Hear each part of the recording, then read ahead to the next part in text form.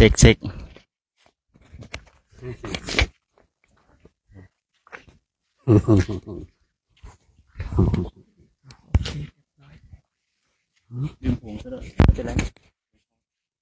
อ๋อไม่เป็นไรหรอกจะถือไม่เป็นไรหรอกคือเอาไม่ออกรวยในนั้นไม่เป็นไรหรอกเหมือนกันเลยเสียบถูกหรือเปล่าขอให้เสียงเข้าเถอะไม่เป็นไรไม่รู้สิไม่ได้ยังไม่ได้ฟังเลยไป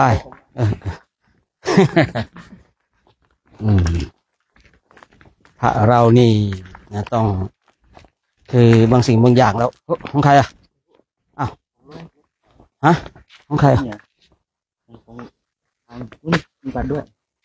เดี๋ยวเขาด้วยจ้ะเดี๋ยวเขาก็โทรมาเองแล้วไม่ได้เก็บวันไม่ได้เก็บวัจลักษณ์นะ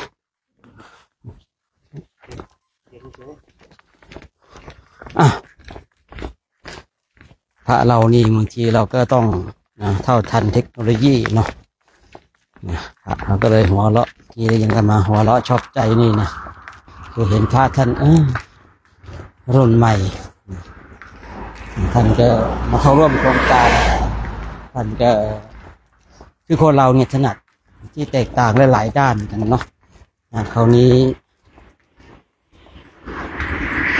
ท่านก็มาฝึกมาทำเนาะมาทำกันก็เลยท่านมีความตั้งใจเพราะนี่เป็นงานของศาสนานะงานของศาสนาเป็นงานของร่วมด้วยช่วยกันที่จะสร้างสรรค์สิ่งที่ดีงามนำบุญนำกุศลไปฝากญาติโยมฉะนั้นในช่วงนี้ญาติโยมก็มาร่วมรับพระคุณเจ้าเข้าสู่ที่พักเนาะเข้าสู่ที่พัก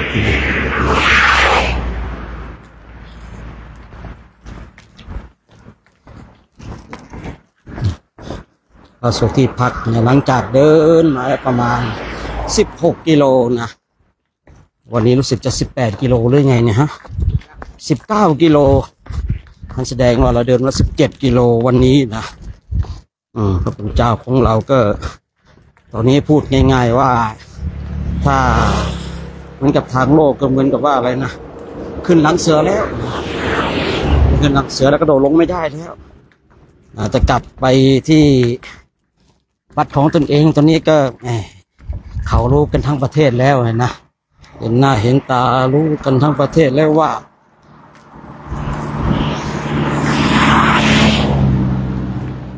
เราว่าท่านนี้มาจาริกธุดงค์เนี่ยช่วงนี้เจ็บเท้าแตกเท้าพองเท้าบวมก็ต้องลุยต่อไปละถอยหลังไม่ได้แล้วนะถ้าถอยหลังถ้าคิดจะถอยหลังต้องหาเหตุผลที่ดีเลยนะแต่โดยส่วนมากพระนี่ท่านก็ขนขวายในกิจที่ชอบประกอบครับพระท่านก็ขนขวายทำสิ่งที่ดีงามมาจาริกธุดงค์มาฝึกฝนอบรมวันนี้ก็เดินกันมา17 กิโลแล้วเนี่ยเพราะว่าเราก็จะไล่ก่อนถึงที่พักประมาณ2 กิโลเรียกว่าบวกลบนิดหน่อยช่วงนี้เนี่ยถ้าเราไม่มีภูเขาบังแสงแดดก็จ้านิดนึงแต่ถ้าว่ามีภูเขาบังก็มันจะมืดแล้วนะเส้นทางตรงนี้ดูเป็นเส้นทางของธรรมชาติมากเลยนะคือเป็นลมลื่นนะญาติโยมเนาะญาติโยมน่าจะเห็นในกล้องอยู่นะว่าเส้นทางการเดินของเรานี่ก็จะลมลื่นเนาะทีนี้การที่เรามาจาริกอย่างเงี้ยคือการเดินของเราก็สบายคือทุกสิ่งทุกอย่างมันยากที่จะได้ทุกอย่างเพราะเนี้ยเรามาในเส้นทางเนี้ยในเรื่องของการเดินก็เป็นธรรมชาติเนาะแต่เรื่องการขบฉันเพราะว่าบ้านคนไม่ค่อยมีบ้านคนนี้ไม่ค่อยมีเหมือนกันนะแต่ว่ามันมีน้อยฉะนั้นคือเราเลือกนะปีนี้เราเลือกมาที่เส้นทางนี้นะเพราะว่าการเดิน คุณเจ้าของเราก็เดินภาวนาไปเนี่ยการเดินภาวนาไปตรงเนี้ยเราได้ภาวนาแต่ว่าเรื่องการขบฉันบางวันก็มีบางวันแก่มีน้อยอันนี้ก็ว่ากันไปแต่ว่าไอ้ตรงนั้นเราอย่างที่พระพุทธกล่าวไว้เราก็ว่ากันไปตามเหตุตามปัจจัยตามธรรมก็แล้วกันเพราะพระคุณเจ้าของเราเนี่ยคือถ้าเรียกมาจาริกเช่นเนี้ยเนาะก็คือถ้าไม่มีอริยสัยในการจาริกยากเหลือเกินที่จะออกมาเช่นนี้นะคือไม่ใช่บุคคลไม่ใช่ทุกๆคนที่ออกบวชแล้วเนี่ยจะมีอริยสัยออกมาจาริกเช่นนี้นะบุคคลที่มีอริยสัยก็จะออกมาอย่างนี้แล้วก็จะมีพื้นฐานหรือคุยให้เขาใจง่ายของเก่าในอดีต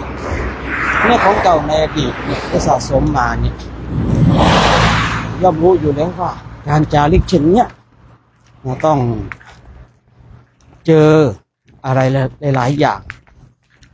พร้อมที่จะอดพร้อมที่จะอิ่มหลายๆอย่างพร้อมที่จะถูกคนด่าพร้อมที่จะถูกหมากัดบางทีเนี่ยนะหมานี่มันก็เป็นเจ้ากรรมในเวรกันเนาะมีปีนี้ต้นปีเนาะเพราะว่าปีเนี้ยที่เราจบโครงการของปีที่11เนี่ยอันนี้คือเราคุยเรื่องของกรรมวิบากนะคือเราก็เดินไปกันเป็นแถวแนวที่ประเทศอินเดียนะเดินไปสามเณรอะไรนะที่ถูกหมากัดสามเณรสมคิดเดี๋ยวนี้บวชเป็นพระหรือยังเนี่ยตอนนี้เป็นจุดเจ้าแล้วนะเป็นพระภิกษุแล้วนี่สามเณรสมคิดนะเราต้องว่าต้องเป็นสามเณรนะ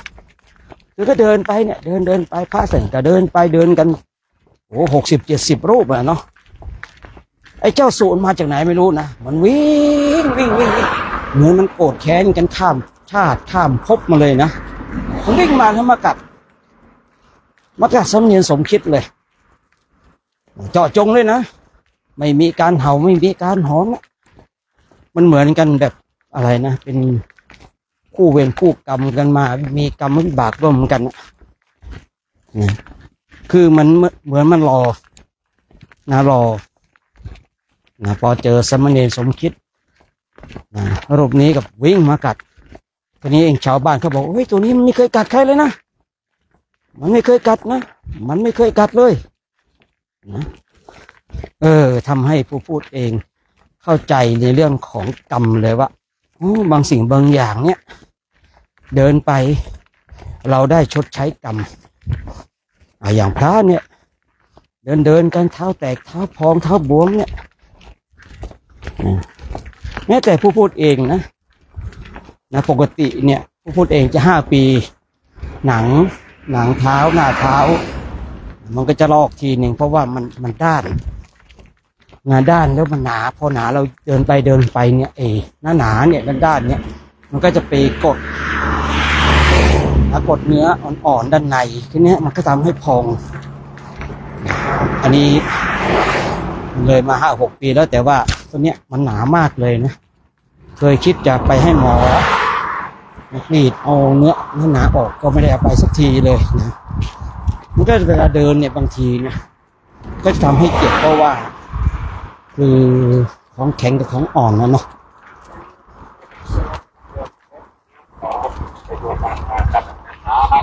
อะไรนะ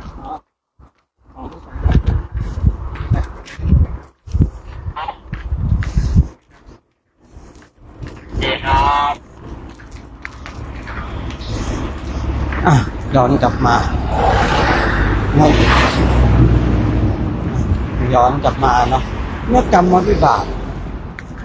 นะครับวิบากเขาพูดเองเนี่ยมีทีนี้เราคิดถึงเรื่องอะไรบางทีเนี่ยเราเคยเนี่ยหรือว่าต้มน้ำร้อนอะไรสาดไปบ้างวาดบ้างไปถูกมดหนูปูปีกอาจจะตายบ้างอาจจะทำให้ลูกตัวเขาพองบ้างเนี่ยทีเนี้ย กรรมมันก็เลยส่งผลเนี่ยกรรมมันก็เลยส่งผลคือบางคนเนี่ยนะพระบางรูปนะบางรูปเนี่ยนะบางรูปนะบางรูปเนี่ยท่านเดินถอดรองเท้าแต่เท้าท่านไม่พองนะท่านไม่พองเดินยังไงก็ไม่พองดื่มน้ำมากยังไงก็ไม่พองแต่บางรูปนะโอ้ยรองเท้าเปลี่ยนแล้วเปลี่ยนอีกถุงเท้าก็ใส่ก็ยังพองเนี่ยคือก็ไม่ได้ชดใช้กรรมเนี่ยยังไงมันก็ไม่หายกรรมทั้งหลายเนี่ยเมื่อถึงเวลาเราก็ต้องชดใช้ถ้าเราไม่ชดใช้เนี่ยกรรมทั้งหลายก็มันก็จะคอยส่งผลยิ่งถ้าเราเจอกรรมวิบากแล้วไปบ่นเนี่ยนะยากเหลือเกินที่มันจะเป็นโอโหสิกรรมยิ่งถ้าเราไปผูกอาฆาตพยาบาททำไมเรื่องแบบนี้ต้องเจอกับเราด้วยเนี่ยคนอื่นทำไมไม่เจอเนี่ยทำไมเราชอบเจอแต่เรื่องร้ายๆเนี่ยนะเนี่ยความเป็นจริงเนี่ยเราได้เสวยกรรมที่เราได้ทำแล้วเราได้ชดใช้แต่ว่าเมื่อชดใช้แล้วเรายังไม่ปล่อยวางนะไม่ปล่อยวางพอไม่ปล่อยวางปุ๊บเนี่ยก็เลยทำให้เราเนี่ยเป็นการแบบจองเวรจองกรรมคู่เวรคู่กรรมกันไปอ้าวดูดิอย่างที่พูดใกล้คุยเรื่องที่ว่าปี11มาต้นปีเนี่ยที่เราไปจาริกที่ดงอินเดียและเนปาลเนี่ยต้นปีเนาะปีที่11ตอนนี้เป็นปีที่12เราเตรียมความพร้อมในประเทศไทยปีหน้าเราก็จะไปที่อินเดียเนี่ยพระเดินกันเนี่ยเดินกันหญิงเนี่ยอย่างที่เป็นท่องเป็นแถวเนี่ยเจ้าสุนัขมันมาจากไหนไม่รู้นะวิ่งมากัดเลยกัดเสร็จมันก็มองแล้วก็วิ่งหนีไปเนี่ยคนเจ้าของหมาโอ้ยเขาก็มาโวยวายเนาะมาโวยวายนู่นนี่นั่นไอ้หมาเขาไม่เคยกัดอะไรใครยังไงไหนๆก็ถูกกัดไปแล้วเนี่ยเนาะก็เลยต้องรักษากันไปรักษากันไปเนี่ยคือกรรมอยู่ตรงไหนเมื่อถึงเวลากรรมมันก็จะส่งผลอยู่บนอากาศเนี่ยก็หนีไม่พ้นอยู่บนดินก็หนีไม่พ้นนั่งเรือออกท้องทะเลทางมหาสมุทรจะหนีกรรมก็หนีไม่พ้นคือหนีไม่พ้นอย่างแน่นอนคือบางถ้าว่าหนีไม่พ้นก็อาจจะพูดถูกแต่ถูกไม่หมดคือถ้าอยากจะหนีพ้นจริงๆคือต้องเป็นพระอรหันต์แล้วนิพพานแต่ถ้าเป็นพระอรหันต์ยังไม่นิพพานก็ยังหนีไม่พ้นนะถ้าเป็นพระอรหันต์แต่ยังไม่นิพพานยังมีลมหายใจยังเดินบนดินกินข้าวได้อยู่เนี่ยยังหนีไม่พ้นในเรื่องของกรรมวิบากที่จะส่งผลถ้ากรรมนั้นตามทันแต่ถ้านิพพานเมื่อไรละอันนี้ละตามไม่ทันแล้วกรรมมีอยู่แต่ไม่มีผู้รับผลแห่งกรรมคือกรรมที่พระอรหันต์ทำในอดีตยังมีอยู่แต่เมื่อพระอรหันต์นั้นเข้านิพพานแล้วกรรมยังมีอยู่แต่ไม่มีผู้รับผลแห่งกรรมนั้นฉะนั้นเด็กท่านทั้งหลายนี่มาศึกษาในเรื่องราวของพระพุทธศาสนานี่ก็มาทำความเข้าใจกันเนาะทำความเข้าใจกันตอนนี้เราก็กำลังเดินข้ามสะพานเดินไปสะพานสุดตกตายอันนี้ก็ถือว่าตายต้องให้ไปตายมาตายในสะพานถือว่ากันไปเนาะนี้ไม่พ้นหรอกท่านทั้งหลายเรื่องกรรมเนาะในเรื่องกรรมตอนนี้เราก็เดินคงไม่ไกลเท่าไหร่แล้วเนาะอย่างที่กล่าวไว้ว่าตอนเช้าเราก็มาส่งพระเจ้าเอาพุทธตกเย็นบ่ายบางวันก็บ่ายบางวันก็เย็นแล้วเราก็มารับพระคุณเจ้าเข้าสู่ที่พักตอนเย็นแก่ๆเย็นแก่ๆเราก็จะมา มาร่วมกันนะเราก็จะมาร่วมกันทำวัดสวดมนต์เจริญทำกรรมฐานฟังเทศน์ฟังธรรมช่วงภาคเย็นก็ช่วงภาคตี 3:30ตี 3:30เราก็จะมาทำวัดสวดมนต์กันอีกนะเจริญทำกรรมฐานฉะนั้นท่านใดอยากจะเป็นส่วนหนึ่งแห่งบุญนี้เนาะร่วมกันกดไลค์กดแชร์ให้กำลังใจนะซึ่งกันและกันนะสิ่งดีๆเราก็ช่วยกันสนับสนุนนะสิ่งไม่ดีนะเราก็ละเลยไปนะเพราะว่าเราต้องเลือกเฟ้นทำแต่สิ่งที่ดีๆส่งเสริมผู้คนทำดีให้มีในสังคมเราต้องส่งเสริมคนที่ดีมีที่ยืนอยู่ในสังคมฉะนั้นเราท่านทั้งหลายทุกท่านเนาะการมาเป็นส่วนหนึ่งของการสร้างบุญบารมีของพระคุณเจ้านะในโครงการจาริกธรรมตามรอยบาทพระศาสดาวัดดอยเทพนิมิตร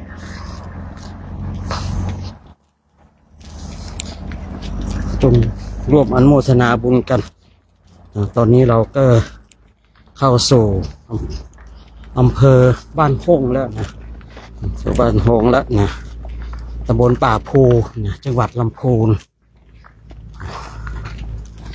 ก็อีกหลายวันอยู่นะกว่าจะถึงในเขตตัวจังหวัดของลำพูนนะ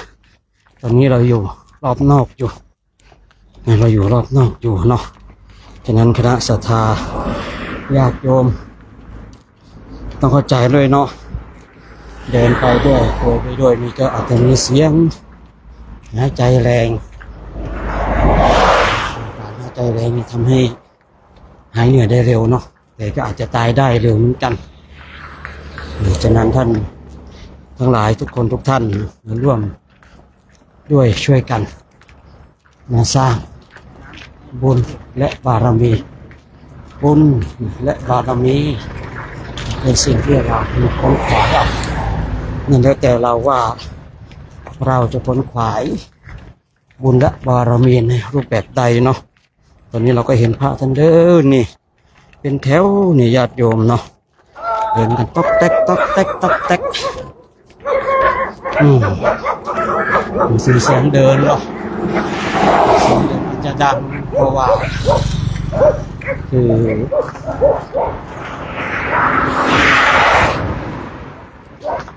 ทำให้ญาติโยมได้ยินเสียงเดินของพระกันนะต๊อกต๊อกต๊อกต๊อกต๊อกต๊อก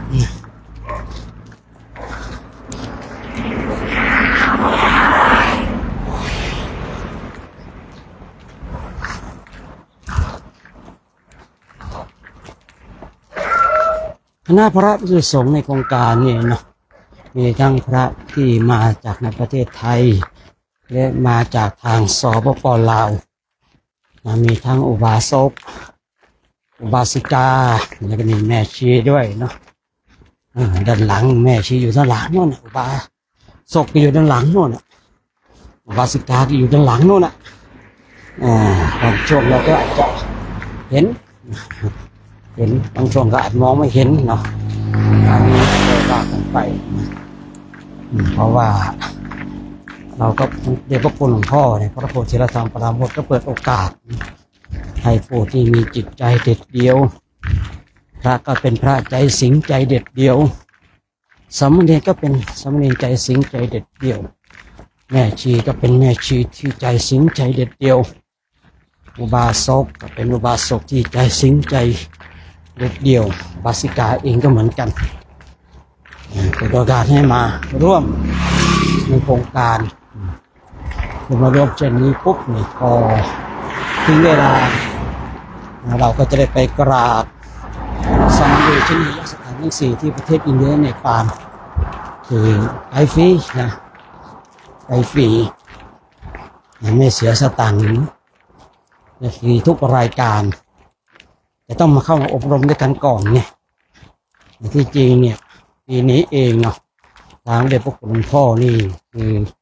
ประกาศรับสมัครอุบาสกอุบาสิกาผู้ใจสิงเพราะว่า ในยุคปัจจุบันเนี่ย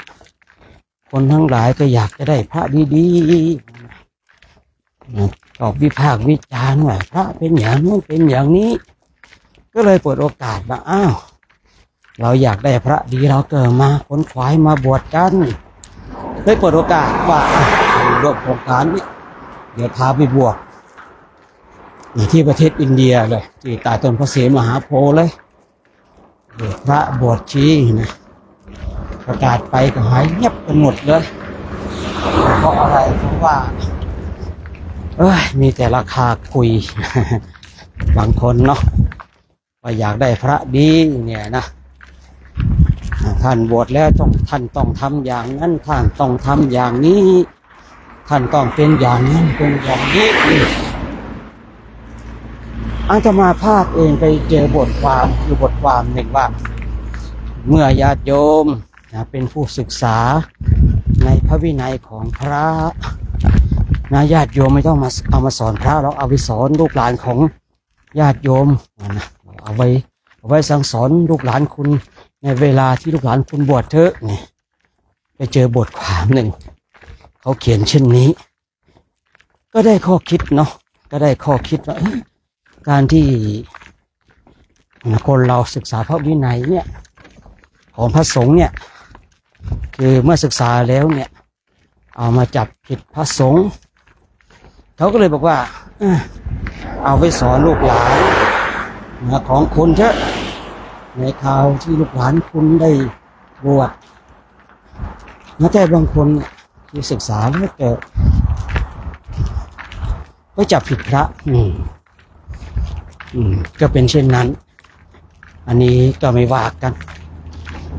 เพราะว่าผู้พูดเองเคยพูดว่าทางสวรรค์มีให้เดินไม่เดิน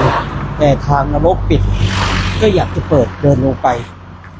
อันนี้เราก็ไม่ว่ากันเนาะเพราะว่าผู้พูดเองก็ทางไปสวรรค์เปิดให้เดินไม่เดินกันเส้นทางในนรกปิดแต่ยังจะเปิดเพื่อที่จะเดินไป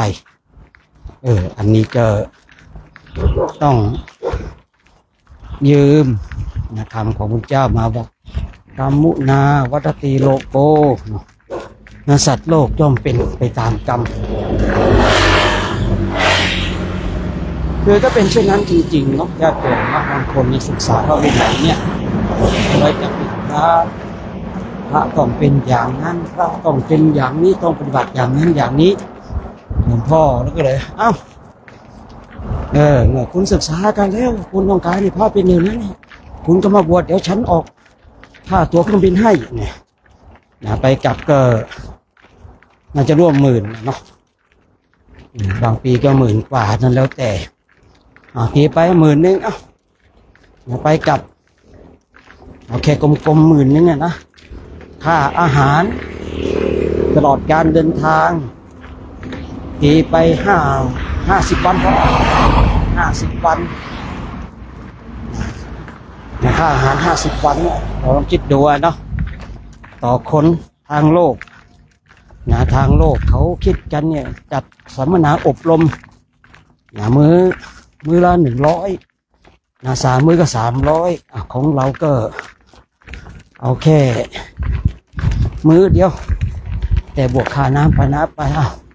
ตีวันละ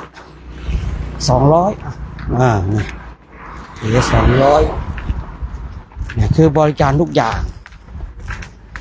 แต่ก็เงียบเลยนะบุคคลที่บอกว่าบวชเป็นพระแล้วต้องทำตัวอย่างนั้นทำตัวอย่างนี้เนี่ยเงียบเลยนะอุตส่าห์ว่าจะพาไปบวชฟรีสักหน่อยนะ อันนี้คุยให้ฟังนะเพราะว่าอยากให้เราท่านทั้งหลายเนี่ยได้เห็นความเป็นจริงนะว่าสังคมปัจจุบันเนี่ยคือต้องการคนดีแต่คนที่พูดว่าต้องการคนดีเนี่ยไม่มาช่วยเป็นกำลังผู้พูดเองอยากให้บุคคลที่ว่าแหมพระต้องเป็นอย่างนั้นเป็นอย่างนี้ดีนะท่านมีความรู้ไงคนมีความรู้เช่นนี้แหละศาสนาชอบนะคือจะได้บวชมาแล้วจะได้เป็นแบบอย่างที่ดีแต่ไม่ใช่ว่า บวชเป็นพระแล้วไม่ต้องทำอย่างนั้นอย่างนี้ตนเองจะไปกินเหล้าเมายานอนกอดลูกกอดเมียอย่างเงี้ยมันก็มันก็ยังไงอยู่เนาะญาติโยมเนาะยังไงเนี่ยคุยไปคุยมาโม้ไปโม้มาถึงวัดแล้วโอ้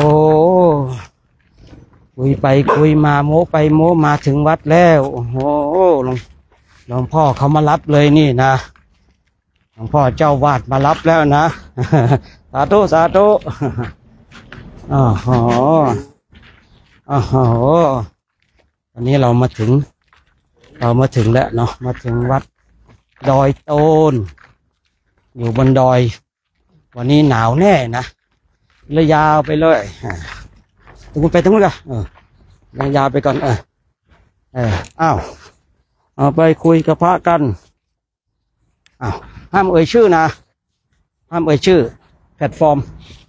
ว่าการถ่ายทอดสดทั้ง2 ช่องทางห้ามเอ่ยชื่อเดี๋ยวช่องมันจะปิวโอเคครับยาวไปเลยครับขึ้นไปหาอาจารย์นิดเลยครับโอ้โมทนาสาธุให้เดินไม่ไหวก็ไปสาธุสาธุ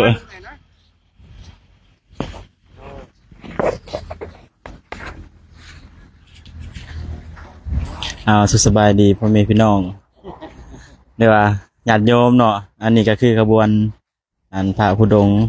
ที่มาจริกธรรมตื่นเต้นอยู่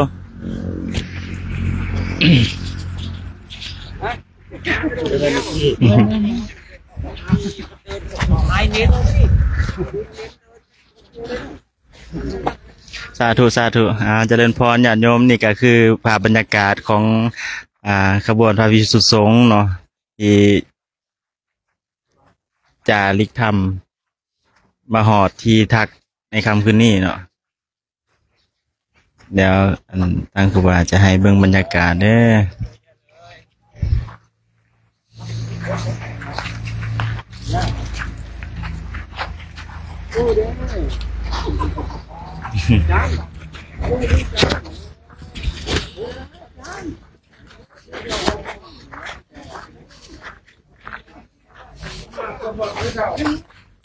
สาธุสาธุให้เห็นคลิปนี้ญาติโยมท่านใดเห็นคลิปนี้ก็ขอ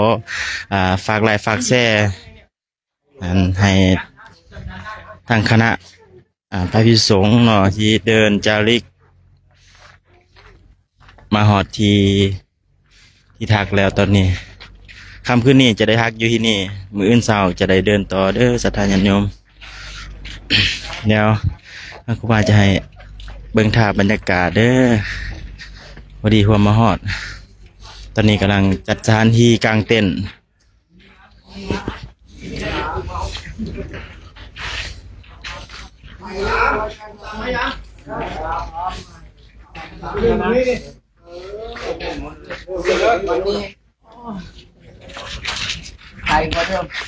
แล้วก็มาต่อ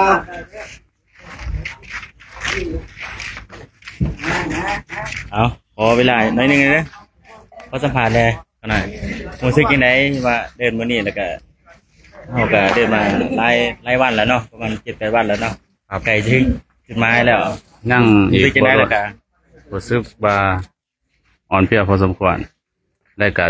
ต้องสู้เนาะเพราะว่ามีจุดมุ่งหมายก็คืออินเดียในป่าเนาะเพื่อไปซีสังเวเพื่อไปกราบไปสักการะขอบใจครับ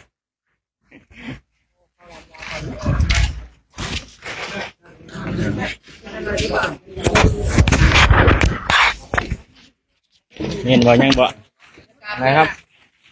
เป็นอะไรเมื่อยบ่โอ้ยซิ่วๆครับเอาภาษาลาวก็ได้ซิ่วๆครับผมพูดบ่เป็นนะ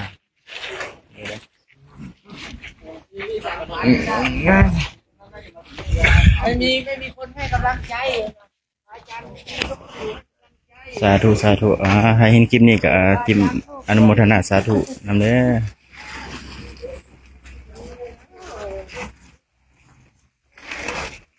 คุณชี้นอนนี่วะ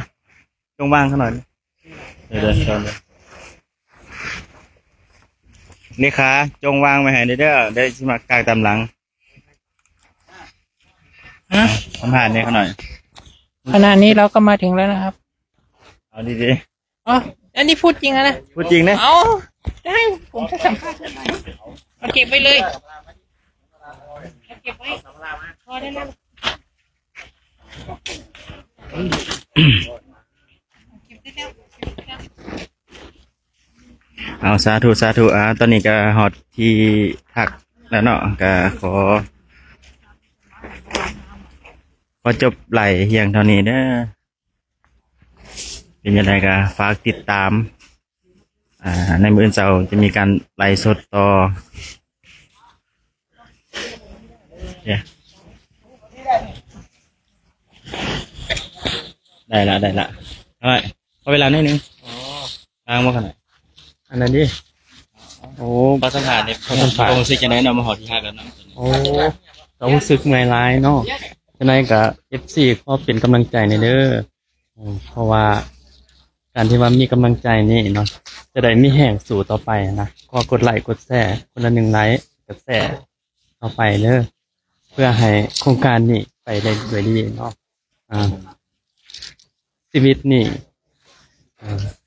เอาไม้กันหน่อยก็ไม่ใจจะได้กับเราเลยหรือว่ามีคติห้ามพักทำงานได้กับนิมนต์กันหน่อยชีวิตนี่เนาะถ้าว่าเฮาลงมือเฮ็ดก็จะได้ประสบผลสำเร็จเนาะความพยายามอยู่ไสความสำเร็จมันอยู่หันขอเจริญสุขเจริญพรสาธุให้พรมีออกนิดนึงปิดไลน์เลยก็ได้จะได้ก็ขออวยใจให้พรในแก่ญาติโยมเนาะทุกคนที่ว่ามาเบิ่งไลฟ์สดตอนนี้เนาะก็ขอให้พวกท่านทั้งหลายมีแต่ความสุขทางกายและทางใจปรารถนาสิ่งใดขอให้ได้ตามความมุ่งมั่นปรารถนาทุกประการเนาะขอให้ศีลธรรมปกปักรักษาเทวดาคุ้มครองให้ผู้แจ้งแทงตลอดในอริยสัจธรรมอันจะนำตนให้พ้นจากทุกข์ในวัฏสงสารคือสิ่งที่ไพบูลย์พบมรรคผลนิพพานในเวลาโมสามนานโดยทั่วกันทุกคนทุกขุกทุกนามนามบุญสาธุจะได้ขอยุติการไลฟ์สดไว้เพียงเท่านี้เด้อศรัทธาญาติโยมจะได้ก็ขออนุโมทนาสาธุนั่นพระผู้สงฆ์เนาะมีจะได้คำวันนี้ก็ได้มาฮักอยู่วัดเนี้ยเนาะวัดอะไรมึงซื้อวะงานเดตันล้างเนาะเนาะเอาก็จะได้กับมืออื่นเศร้าเด้อจะได้ไล่สดไล่อีกแค่นึงเนาะในตอนเศร้าเนาะก็จะได้กับตอนค่ำเนาะประมาณ6 โมงเย็นจะมีการไล่ทำวัดเย็นเด้อจะได้กับฝากกดไลค์กดแชร์กดติดตามนะแม่เอาเจ๊ก็ขอยุติการไล่ไว้เพียงเท่านี้เอาสาธุ